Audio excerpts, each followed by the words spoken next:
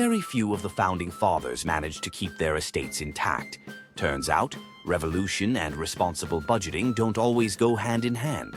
While guys like Jefferson and Monroe were out here spending like a colonial Rob Gronkowski, racking up debt on libraries, lavish mansions, and architectural whims, Abigail Adams was the one keeping the Adams estate afloat.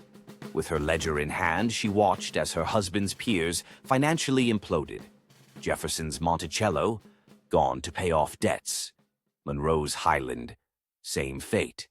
Meanwhile, thanks to Abigail's sharp money management, the Adams estate stayed in the family, proving that sometimes being a penny-pinching pragmatist beats being a broke visionary.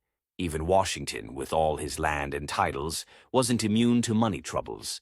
Mount Vernon may have looked impressive, but running it was bleeding his bank account dry.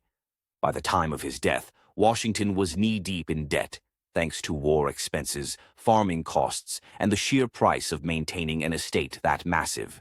At least his home didn't get lost to history. It's been restored and still stands today, offering tourists a window into the past.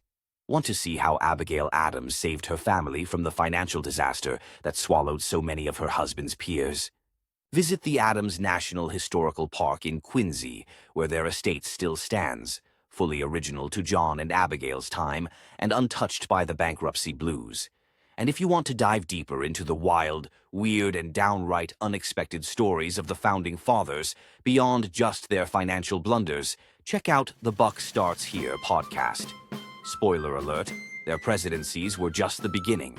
From duels and debt to secret deals and larger-than-life egos, history is full of twists that never made it into your school textbooks.